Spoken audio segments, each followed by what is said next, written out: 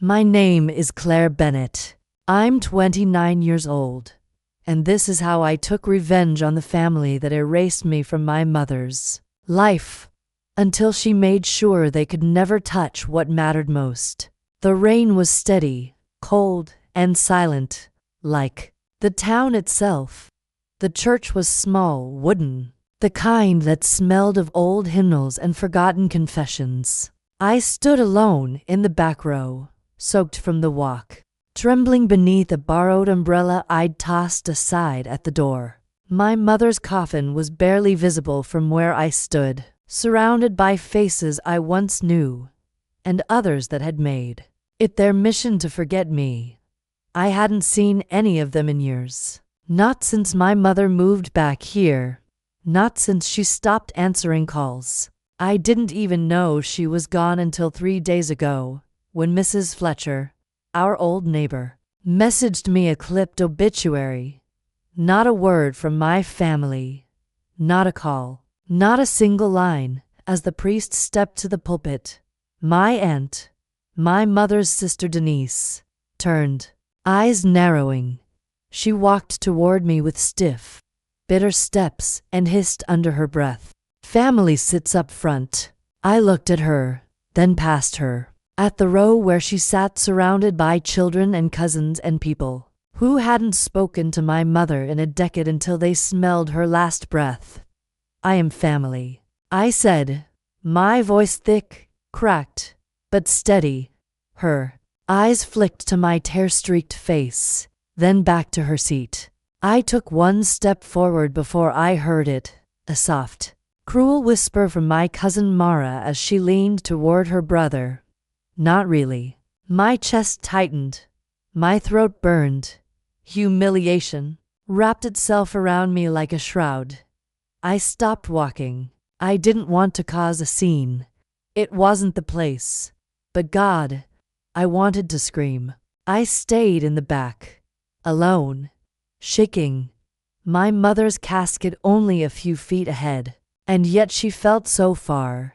And then, her voice echoed in my head like it had been waiting for me. Asterisk, if anything ever happens to me, you'll know I didn't forget you. Asterisk, that voice, soft, loving, deliberate, held me together like glue. I pressed my hand to my chest. The eulogy started.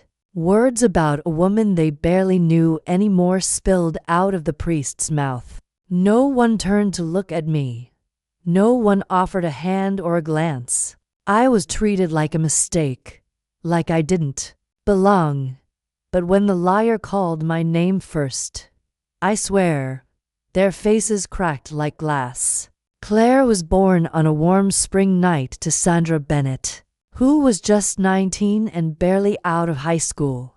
Sandra was scared, alone, and under immense pressure from her family to give the baby up. The Bennett name, they said, had a reputation to protect. But Sandra refused. She held her daughter in her arms and vowed to raise her on her own, no matter how hard it got. And it got hard. Sandra worked nights as a nurse, then took shifts as a hospital administrator, sometimes barely sleeping between jobs. But she never let Claire feel unloved, never let her go without, even when it meant skipping meals or working holidays. From the beginning, Claire was treated like a stain by the rest of the Bennett family. Sandra's conservative parents saw her as a walking reminder of their daughter's mistake. Her Aunt Denise, perfect, married, 2 kids, pearls and politeness, barely acknowledged Claire at family gatherings. Claire grew up watching her cousins open gifts while her stocking stayed empty. She remembers birthdays where no one called, dinners where she wasn't invited, the subtle, constant message, "You don't belong here." At 13, Sandra got a promotion and moved them to a new city. It was supposed to be temporary, but they never looked back. Those years, just the 2 of them in a tiny apartment above a florist shop, were the happiest of Claire's life. They made pancakes at midnight. Sandra came to every school art show. No matter how exhausted, they built something that felt like a world apart from judgment and silence. Sandra made Claire believe in herself, in her art, in a future that could be hers if she reached for it. When Claire was accepted into a competitive art school at 18, Sandra couldn't stop crying. Not because she was sad, but because she was proud. She paid for as much as she could, picked up extra shifts, sent care packages with handwritten notes that always ended with "never doubt how loved you are." But then, things changed. Slowly, quietly, Sandra started sounding tired on the phone, brushing off Claire's questions about her health. She didn't visit as often. Then, out of nowhere, just after Claire turned 24, Sandra announced she was moving back to her hometown, said she needed to be near family, and insisted Claire stay where she was, focus on her career, her life. That was the last time Claire saw her mother in person. They hugged for a long time at the train station, and Sandra whispered, "Don't worry, baby. I'll always be close, even when I'm not around." Over the next 5 years, the calls became shorter, the texts less frequent. Holidays passed with silence. When Claire tried to visit, Sandra always made excuses.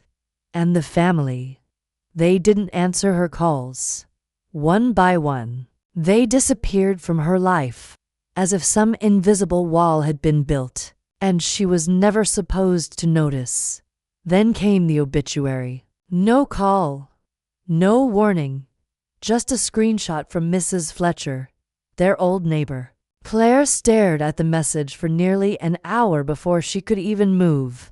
Her mother, gone, and no one thought she deserved to know. Claire's hands were locked to the steering wheel as she drove the 5-hour stretch of highway back to the town she'd once called home, though nothing about it had felt like that in years. The funeral wasn't just about saying goodbye to her mother. It was about crossing into a room full of people who had erased her, who had rewritten a version of events that cast her out like she never mattered. The only reason she even knew Sandra had passed was because Mrs. Fletcher, the sweet old neighbor from their old apartment building, had sent her a screenshot of the obituary. No call, no warning, just a cold, final notice on a community newsletter. When she arrived at the church, the sky matched her mood. Thick gray clouds, soft drizzle, slicking the pavement. Claire stepped inside, unsure if she'd even be allowed to stay. She stood near the back, not wanting to make a scene. But as soon as her Aunt Denise spotted her, she leaned in and whispered something to her daughter, who turned to look at Claire with a smug kind of pity. Denise approached, her expression tight, voice low but sharp. "Family sits up front," she said, as if Claire was a wedding crasher and not Sandra Bennett's only child. Claire took a breath, her eyes burning. "I am family." Before Denise could respond, Claire's cousin Eric brushed past and muttered under his breath with a smirk, "Not really." Claire's heart thudded painfully as she took a seat in the back row, alone. Ahead of her was the closed casket, her mother inside, gone. Her body trembled, not just with grief, but with rage and humiliation. She couldn't understand how she'd been cut out of Sandra's final moments, out of the truth, out of even the right to mourn openly. The priest began the eulogy. Denise and her husband sat stone-faced in the front pew, surrounded by cousins who barely glanced Claire's way. It was like she didn't exist. At the reception afterward, in the church hall, the whispers grew louder. Claire stood by the table of coffee and cookies, holding a paper cup she couldn't bring herself to sip from. That's when she heard it. A woman, maybe one of Denise's friends, murmuring to another, "She shouldn't have come. She didn't even visit Mom once." Claire turned in time to see Eric walking toward her, his expression sour. You disappeared, he snapped. Don't act like you care now. The words hit like a slap. Claire stared at him, too stunned to speak. How had they flipped the story so easily? She had been shut out, denied, ignored, iced into silence. And now they were pretending she'd walked away. Before she could respond, a man in a charcoal suit stepped into the circle. He held out a business card. Claire Bennett, he asked, his voice polite but firm. She nodded cautiously. I'm from Holloway and Freer. We're handling your mother's estate. She requested your presence at the will reading this week. Claire blinked, stunned. What? Before she could process, Denise appeared again, interjecting with a brittle smile. That won't be necessary. The family will handle it. The lawyer didn't flinch. Actually, he said, glancing at Claire, Miss Bennett is the primary beneficiary. Silence spread through the room like a dropped glass. Claire watched the blood drain from her aunt's face. Eric looked like he'd swallowed a nail. In that moment, something inside her began to realign. For the first time since arriving, she felt the balance of power tilt. She didn't know what the will contained. Not yet. But she knew now, without a doubt, that her mother hadn't forgotten her, that she hadn't been erased after all. And the people who tried to erase her, they were about to learn what it meant to be seen. The lawyer's office was quiet, tastefully lit, with a faint scent of cedar and paper. Claire sat across from Mr. Holloway. Her fingers knotted in her lap as he opened the manila folder that contained her mother's final directives. She braced herself, but nothing could prepare her for the words that followed. Sandra had been diagnosed with a rare form of cancer nearly 6 years ago. She had known it was terminal. Had known, but kept it from Claire. And in that vulnerable window, the family had moved in like a fog, offering support, comfort, and ultimately control. They had taken over her appointments, begun answering her calls. They told Sandra that Claire had moved on, that she had a new life.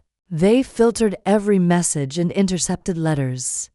They convinced Sandra that the distance was mutual, all while Claire, confused and hurt, was led to believe her mother had simply chosen to leave. Claire's eyes stung as Mr. Holloway laid the documents before her. Sandra had rewritten her will just 6 months before her death. A meticulous, notarized testament that left everything to Claire. The house, the life insurance, her savings, and, to Claire's shock, full ownership of Sandra's long-forgotten art studio, a place she hadn't even realized still existed. The will contained no mention of the rest of the family. Not one name, not one cent. Tucked inside the folder was a sealed envelope addressed to Claire in her mother's neat, looping script. Her hands trembled as she opened it. Asterisk, don't let them rewrite who you were to me. Asterisk, it read. Asterisk, you were always my heart. Asterisk, Claire's breath hitched. She pressed the letter to her chest and wept, not just for the loss, but for the cruel, quiet years stolen from them both. Her grief was enormous, but beneath it was something else. Rage. At the funeral, they had acted as if she didn't exist. They had buried her mother and tried to bury her too. But Sandra had left behind more than assets. She'd left evidence. Journals, letters, voicemails, truth. Over the next few weeks, Claire moved into the old house.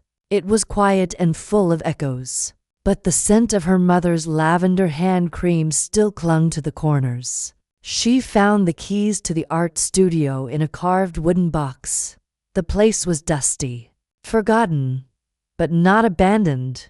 Inside, she found canvases wrapped in sheets, portfolios stacked neatly, and to her astonishment, every single piece of art Claire had ever made. from finger paintings to her senior thesis. Sandra had kept it all. That night, Claire stayed up reading the journals. Entry after entry described the slow erosion of contact. How Sandra questioned herself. How Denise told her Claire didn't want to see her. How phone numbers were lost. How letters must have been returned. And always, Sandra's words returned to Claire. I miss her voice.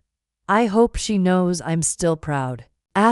Claire decided then she wouldn't just inherit her mother's legacy. She would resurrect it. She started by cleaning the studio, sanding down the old work tables, and repainting the walls. She began posting on social media, sharing bits of Sandra's artwork and passages from her journals. Then, she wrote a tribute, a raw, honest essay about love, loss, and the cruel distance others can build between people who love each other. The post went semi-viral. People began reaching out. Former classmates, old neighbors, even friends Claire hadn't spoken to in years. The most unexpected responses came from women Sandra had worked with, nurses, who remembered her fondly, who told stories of Sandra proudly showing off Claire's latest exhibition or gushing about her daughter's gallery reviews. She never stopped talking about you, one wrote. She carried pictures of your art in her wallet. But the family didn't take the silence well. Denise began calling, leaving sharp voicemails about fairness and reconsidering the terms. Eric emailed, threatening to take this to court. Others sent texts demanding Claire be reasonable. As if silence, manipulation, and exclusion were reasonable, Claire hired her own attorney. She wanted nothing they hadn't already taken, except justice. When she posted another statement publicly, she didn't name names. She didn't have to. The truth resonated loud enough. She spoke of estrangement, of emotional abuse disguised as family concern, of what it meant to lose someone twice, once by illness and again by lies. She received hundreds of messages in return, some from strangers, some from people in town who finally saw what had happened. A few who used to believe Denise's version of the story now apologized. One woman wrote, "I wish I'd known the truth. Your mother always deserved better. And so did you." For the first time in years, Claire felt seen, not as a bitter daughter, not as the outcast, but as the rightful heir to her mother's love, her pain, and her voice. And now, she would use that voice to finish the story Sandra had started, and make sure no one could ever erase it again. The mediation took place in a sterile conference room with long windows and an artificial ficus. In the corner, Claire sat at one end of the table, her lawyer beside her, a thick folder of documents stacked neatly in front of them. Across from her sat the people who had treated her like a ghost. At her mother's funeral, her Aunt Denise with her stiff posture and pinched mouth, her cousin Eric looking smug and restless. To other relatives she barely recognized from faded childhood photos. The room was heavy with false concern. Claire could feel their disdain radiating through every sideways glance, every whispered remark to their attorney. This wasn't about grief. It never had been. It was about control, the thing they lost the moment Sandra rewrote her will. The family's lawyer began the session with a strained civility, claiming Claire had reappeared out of nowhere and taken advantage of a vulnerable woman. In her final months, they argued that Sandra was emotionally compromised, suffering from confusion, and that Claire, despite being absent for years, had somehow manipulated her way into inheriting everything. Claire said nothing at first. Let them spin their story. Let them choke on it.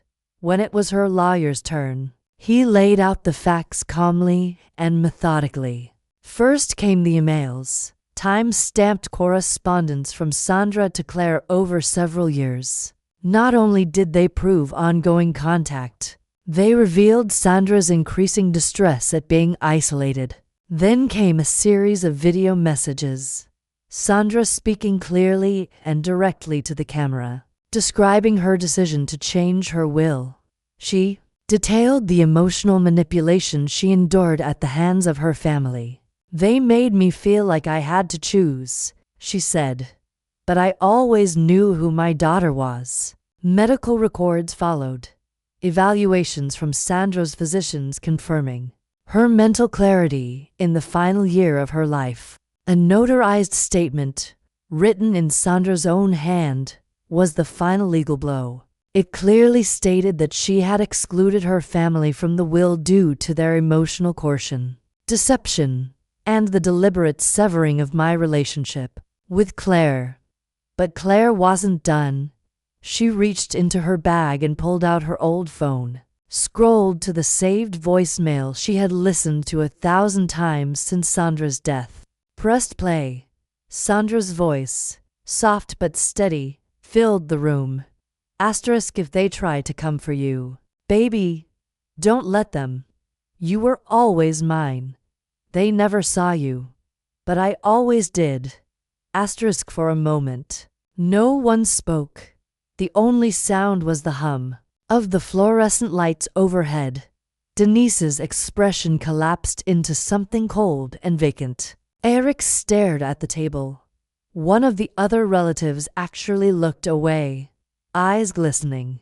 Claire didn't need to gloat. The silence was enough. The mediator, a seasoned woman with a sharp gaze, ruled quickly and decisively. The will was clear. Sandra had been of sound mind. There was no evidence of undue influence, only of a mother doing everything in her power to protect her daughter from a legacy of cruelty. The case was closed as Claire stepped into the sunlight outside the building. She felt the weight of years begin to slide off her shoulders. But the family wasn't finished. Denise followed, heels clicking against the pavement, rage simmering. Behind her tight smile, "You poisoned her against us," she hissed, voice low and bitter. Claire turned to her, steady, unshaken. "No," she said quietly. "You did that yourselves."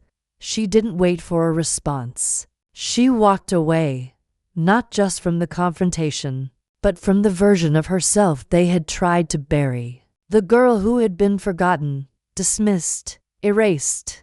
That girl was gone. The thing they lost the moment Sandra rewrote her will. The family's lawyer began the session with a strained civility, claiming Claire had reappeared out of nowhere and taken advantage of a vulnerable woman. In her final months, they argued that Sandra was emotionally compromised, suffering from confusion, and that Claire, despite being absent for years, had somehow manipulated her way into inheriting everything. Claire said nothing at first. Let them spin their story. Let them choke on it. When it was her lawyer's turn, he laid out the facts calmly and methodically. First came the emails, time-stamped correspondence from Sandra to Claire over several years. Not only did they prove ongoing contact, they revealed Sandra's increasing distress at being isolated. Then came a series of video messages, Sandra speaking clearly and directly to the camera, describing her decision to change her will. She detailed the emotional manipulation she endured at the hands of her family. "They made me feel like I had to choose," she said. "But I always knew who my daughter was." Medical records followed, evaluations from Sandra's physicians confirming her mental clarity in the final year of her life. A notarized statement, written in Sandra's own hand, was the final legal blow. It clearly stated that she had excluded her family from the will due to their emotional coercion, deception, and the deliberate severing of my relationship with Claire. But Claire wasn't done. She reached into her bag and pulled out her old phone, scrolled to the saved voicemail she had listened to 1,000 times since Sandra's death. Pressed play. Sandra's voice, soft but steady, filled the room. Asterisk if they try to come for you. Baby, don't let them. You were always mine. They never saw you, but I always did. Asterisk for a moment. No one spoke. The only sound was the hum of the fluorescent lights overhead. Denise's expression collapsed into something cold and vacant. Eric stared at the table. One of the other relatives actually looked away, eyes glistening. Claire didn't need to gloat. The silence was enough. The media